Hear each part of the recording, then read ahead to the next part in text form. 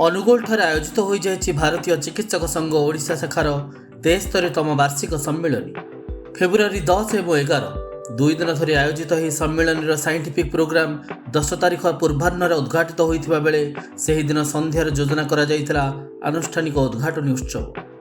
संघ पक्षर वरेण्य अतिथि मानक मंचासीन होगापी अनुरोध करा पुष्पगुच्छ प्रदान कर सम्मानित करा। आईएमए राज्य संपादकों द्वारा आईएमए प्रेयर एवं फ्लैग सैल्यूटेशन करा जायतिला। राज्य संपादक डाक्टर ब्रजकिशोर दास राज्य अध्यक्ष डाक्टर प्रभात कुमार पंडा को पदक प्रदान करथिले। आईएमए राज्य अध्यक्ष सभा आरंभ करथिले। दिवंगत विशेषज्ञ मानक स्मृतिचारण करथिले।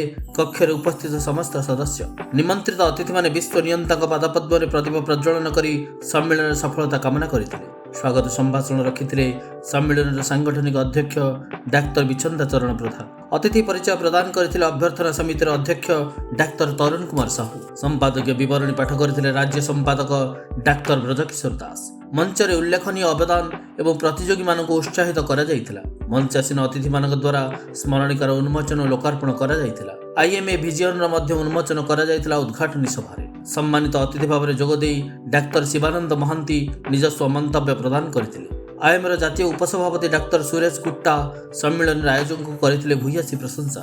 स्टेट आईएमए अध्यक्ष डाक्टर प्रभात कुमार पंडा रखिथिले निजस्व मंतव्य। नूतन भाव में डाक्टर श्यामसुंदर खांडेलवाल पदक परिधान करथिले एवं भविष्य कार्यपंथा संपर्क में सूचना प्रदान करथिले।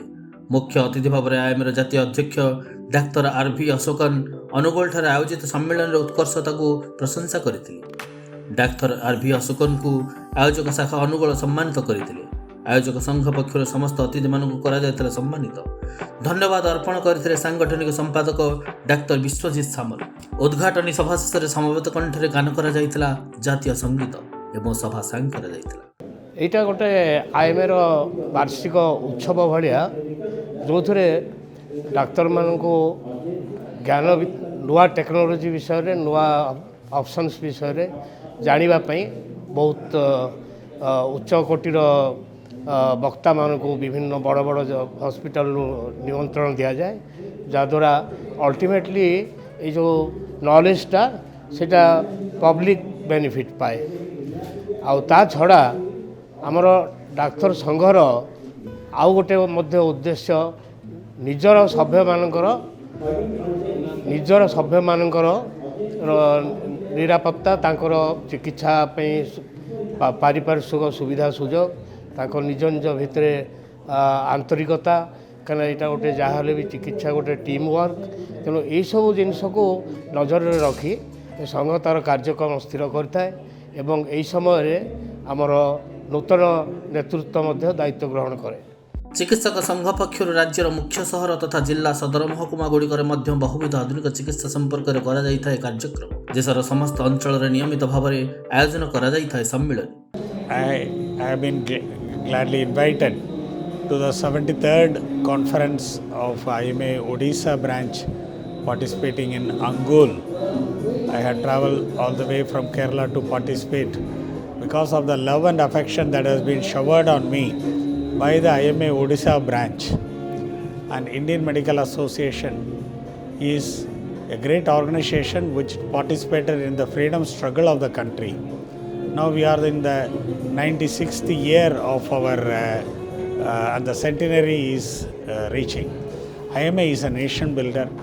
We recently have released a IMA manifesto, health manifesto for the country. अनुगोल ठारे आयोजित सम्मेलन राज्य स्तरीय होइथिले मध्य जातीय स्तर सम्मेलन भ्रम सृष्टि करितिला एवं निमंत्रित वक्ता भाव में जोग देइथिले सुख्याति संपन्न विशेषज्ञ। I convey my greetings to all the doctors in the state of Orissa, all the health workers and the people of the state of Orissa. It is very important that the state of Orissa recognizes that the health care delivered by the doctors during the COVID pandemic has saved several lives. शैशव ठारू आरंभ कर प्रौढ़ावस्था उपजिथिबा स्वास्थ्य समस्या समेत गर्भावस्था भली एक संवेदनशील तथा गुरुत्वपूर्ण विषय योजना करा जायतिला गवेषणात्मक संदर्भ। आमर पिलामानक उपरे जी प्रकार यौन अत्याचार एवं शारीरिक अत्याचार बढ़ी चली एवं सेगुड़ाक लोकलोचन को आसी पारुना तार कारण एवं प्रतिकार विषय आम आलोचना करूँ। बर्तमान असुविधाटी कौन होची जे आम आधुनिक समाज आड़ को जाऊँ बाप माँकर छुआ प्रति ध्यान देवा एते बेसी समय नाही निज निजर धंदारे बसचंती से व्यस्त तेणु पिला माने प्राय निजको असुरक्षित मन करुचंती एवं घर छड़ा से माने बाहर बेसी संपर्क स्थापन करने को चेष्टा कर यह द्वारा होची कौन जे पिला माने अनेक समय शारीरिक और यौन निर्यातनार शिकार होचंती एवं अधिकांश क्षेत्र में ये जो यौन निर्यातना सेटा प्राय छुआ मानकर पिला मानकर जड़े आत्मीय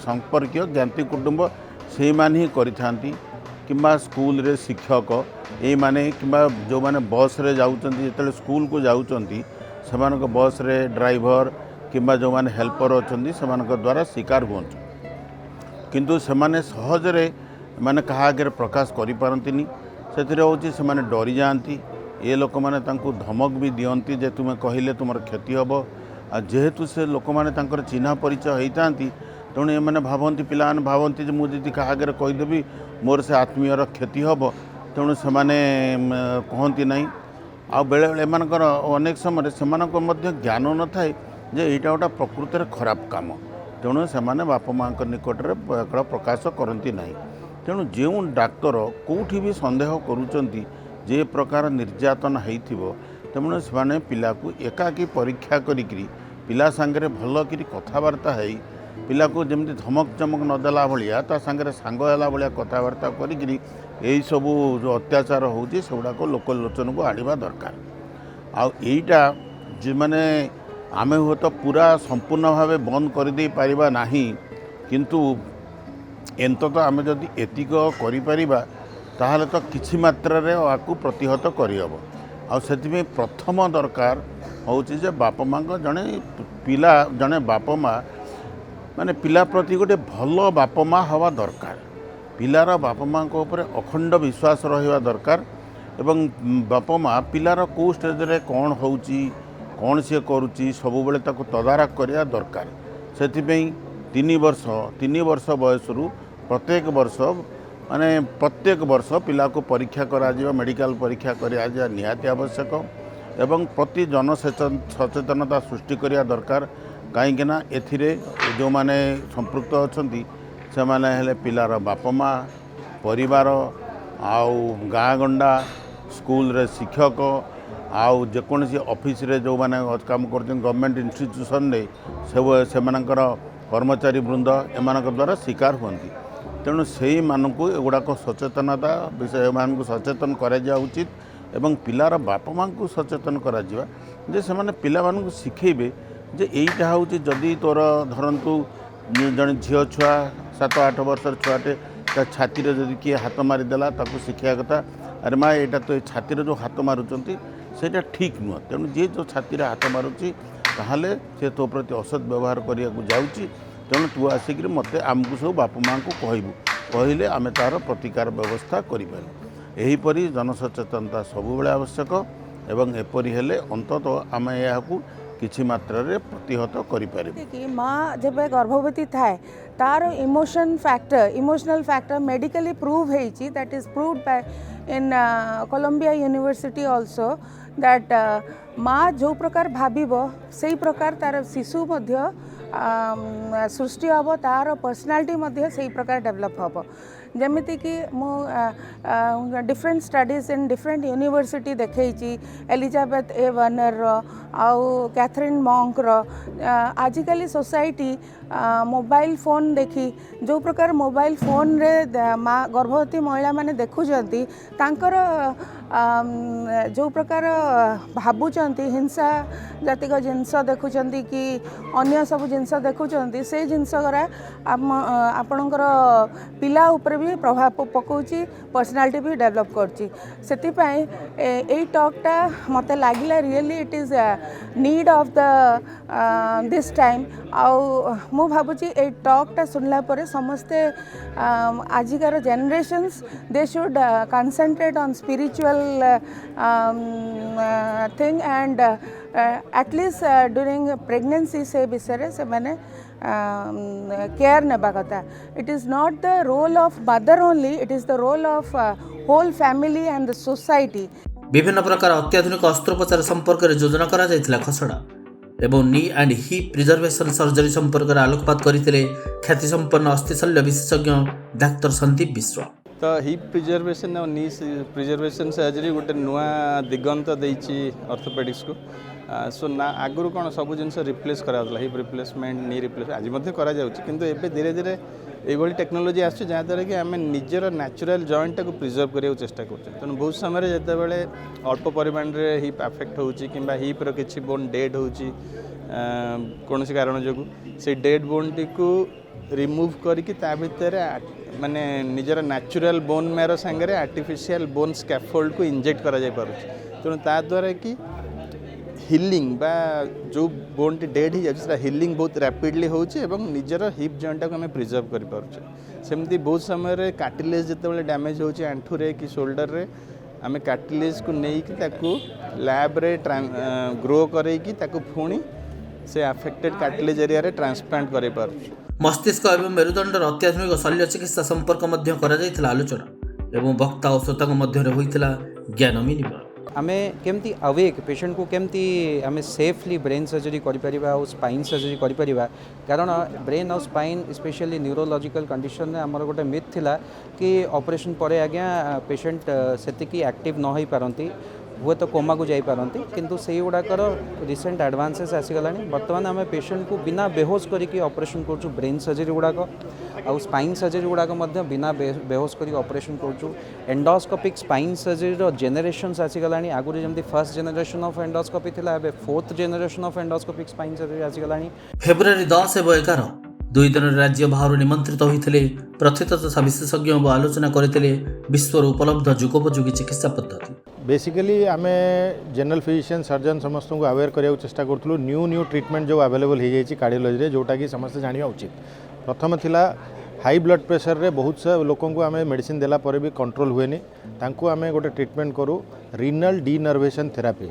से गोटे छोट वायर आम किडनी ब्लड सप्लाई रे देकी से रेडियो फ्रिक्वेंसी एनर्जी देकी सीटी ता सराउंडिंग नर्व गुड़ा को नम कर दिया जाए. जो प्रोसीजर को अराउंड 20-25 मिनट्स लागे लोकल एनेस्थेसिया हुए जहाँद्वारा ये रेजिस्टेंट हाइपरटेंशन जो 4-5टा मेडिसिन खाई भी ब्लड प्रेशर कंट्रोल होनी बीपीटा कंट्रोल हो जाए. यहाँ गोटे थेरापी थिला. सेकेंड हूँ बहुत लोकंर भाल प्रोब्लेम थाए जो कि ट्रीटमेंट आजिकल होता केवल सर्जिकल ट्रीटमेंट किंतु आजिकल नुआ भाव में आम बहुत लोक जो मैंने सर्जरी हाई रिस्क था कि जो मानकर सर्जिकल कंट्राइंडिकेशन थाए से बिना सर्जरी भाल गुड़ाक चेंज करें कहूँ परक्यूटानियस भाल थेरापी.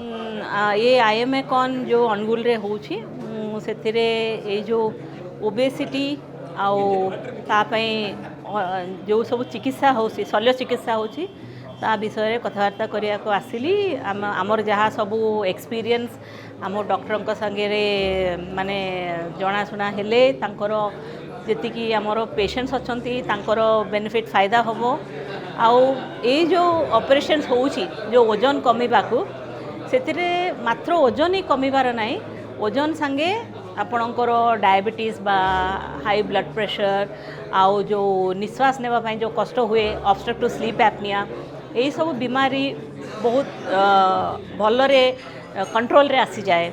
आउ गोटे भी फायदा अच्छी जो स्त्री लोक जो गर्भवती हेबा को चाहूँगी किंतु तांको ओजन जोगु से गर्भवती हेउनांती तांको ये ऑपरेशन जोगरु ओजन कमिले तांकर गर्भधारण करने को बहुत सुविधा रे हो जाए.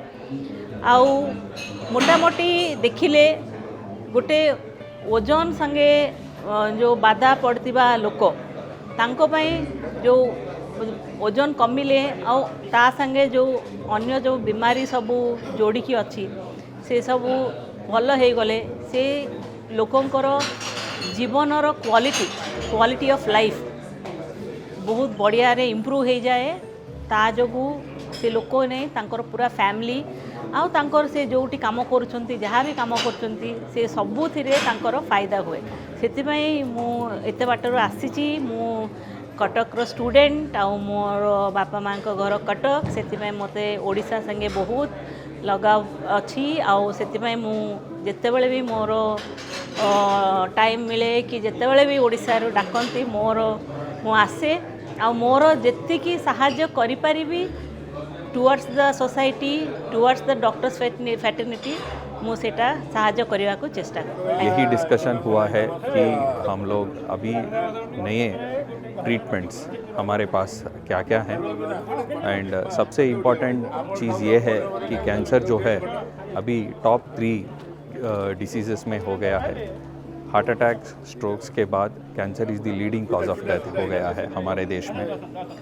पर इस बीमारी के लिए अभी हमारे पास 2 नए चीज़ आए हैं। एक डायग्नोसिस में और कैंसर कितने सब टाइप्स हैं, उनके मॉलिक्यूलर डिफेक्ट्स क्या क्या हैं, उस चीज़ को जानने के लिए डायग्नोस्टिक्स में इम्प्रूवमेंट क्या आया है और इसके आधार पे जो नए नए टारगेटेड थेरेपीज़, इम्यूनोथेरेपी या सेल्युलर थेरेपी हमारे पास क्या उपलब्ध हैं, ये नॉलेज शेयर करने आए हैं। और इससे हमको ये आजकल के नए ट्रीटमेंट से हम ज़्यादातर लोगों को क्यूर करने का प्रयास कर रहे हैं। अगर हम क्यूर भी नहीं कर रहे हैं, उनके क्वालिटी ऑफ लाइफ और लाइफ को प्रोलॉन्ग करने की प्रयास कर सकते हैं ज़रूर। और अभी हमारे पास जितने भी नए दवाइयाँ हैं जिनके साइड इफ़ेक्ट्स जो कन्वेंशनल कीमोथेरेपी के साथ है उनसे काफ़ी कम हैं और ज़्यादा इफ़ेक्टिव भी हैं। सो इस 2 विषय में जो लास्ट 10 साल में जो इम्प्रूवमेंट हुआ है उससे हम काफ़ी लोगों को अच्छा क्वालिटी ऑफ लाइफ भी दे पा रहे हैं, स्पेशली जो स्टेज 4 कैंसर्स में हैं। जो अर्ली स्टेज और लोकली एडवांस्ड कैंसर्स में हैं, नए दवाइयों के साथ और नया टेक्नोलॉजी के साथ हम ज़्यादातर लोगों को क्यूर कर पा रहे हैं। एंड पहले जो 50-60% क्यूर रेट्स रहता था, अभी ऑलमोस्ट 80-90% हो रहे हैं। बट सबसे इम्पॉर्टेंट चीज़ क्या है कि इस ट्रीटमेंट को पूरे देश में उपलब्ध करना बहुत ज़रूरी है और वो भी ऑप्टिमल कॉस्ट के साथ। It's very nice to attend IMACon Odisha happening here at Angul. My talk is on liver transplantation, especially the recent developments in liver transplantation. The first thing we need to know is why liver transplantation is performed. Liver transplantation is performed for either end-stage liver disease or acute liver failure. Without transplant, the patient is going to die in next 2 to 3 months or in a year. This is the time liver transplantation is to be performed. What is liver transplantation? Where we replace the entire damaged liver with a new liver. So, how do we proceed for liver transplantation? There should be a donor. When a family member or a relative to the recipient donates, that is called living donor liver transplantation. Or when we take an organ from a brain dead donor, that is called deceased donor liver transplantation or cadaver liver transplantation. The problem with deceased donor liver transplantation is huge waiting period. We need to register with an organization called Jivandan or Jivan Sarthakata or NOTO. After registration, we need to wait in the waiting list. Generally, the waiting period is 2 to 3 months or even more than that. The problem with deceased donor liver transplantation is huge waiting period, and almost 70 to 80% of the patients, they die while waiting for an organ. That's how living donor liver transplantations have come up, where the family member or a relative donates almost 50 to 60% of their liver to save their loved ones. So here I came here to give the talk on liver transplantation, mainly to create awareness about the need for liver transplantation, and also to create our awareness about the outcomes, the success of liver transplantation. After liver transplantation, when we label a success, generally for a standard patient, the success is almost 94% at 1 year and 80 to 85% at 5 years. Even the 10-year survival is almost 70%. So the beauty of liver transplantation is the patient can go back to their profession after 3 to 4 months, and they can lead a normal life apart from taking simple precautions like taking immunosuppressive medicines. Especially one drug need to be taken lifelong, and they can achieve a normal quality of life what they were enjoying their life when they were healthy.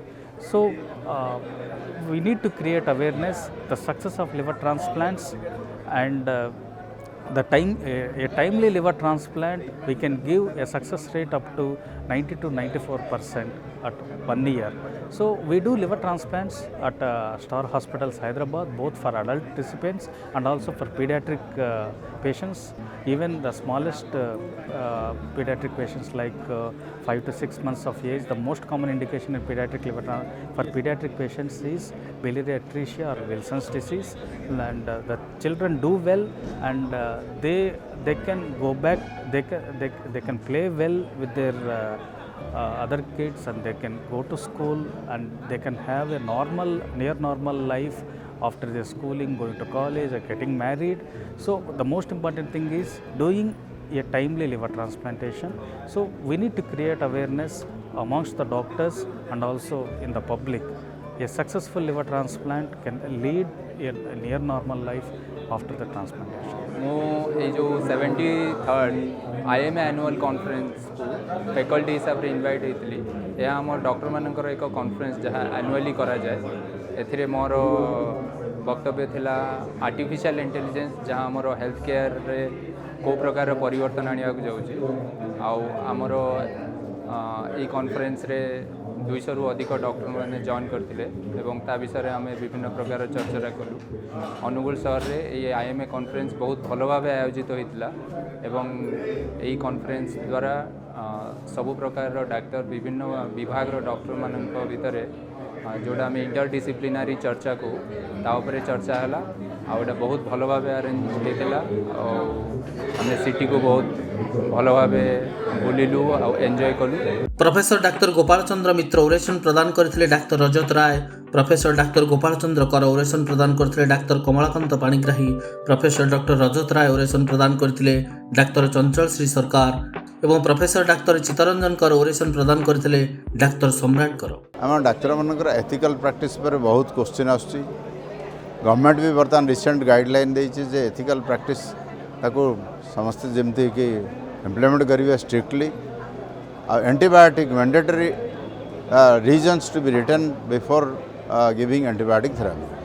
Antibiotic गोटे जिनस जोरा कि misuse बहुत होची ताको ethically केमती stand करे से ऊपर कह मिलला से मु धन्यवाद आ समस्त को मु मोर बंधु मान को रिक्वेस्ट करी एथिकल प्रैक्टिस को टिके मेंटेन करंतु आउ टिके इम्प्लीमेंट करियो चेष्टा करन ज्यादा पेशेंटर लाभ हो आमर भी लाभ हो आमर ना बढ़िबो डाक्तरंकर मर्यादा बढ़िबो। रोबोटिक नी रिप्लेसमेंट भली अत्याधुनिक ज्ञानकौशल और शरीर पर जलर आवश्यकता संबंध में रखा जाइथिला गवेषणात्मक संदर्भ।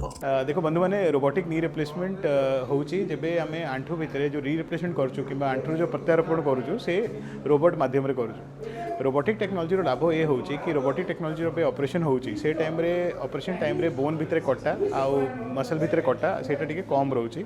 आमे देखुछु कि रोबोटिक नी रिप्लेसमेंट पर पेशेंट रो जो रिकवरी अछि आ जो स्पीड ऑफ रिकवरी बहुत भलो अछि। आमर scientific program IMA Odisha Anugul रे होउची ये मोर टॉपिक थिला change your water change your life.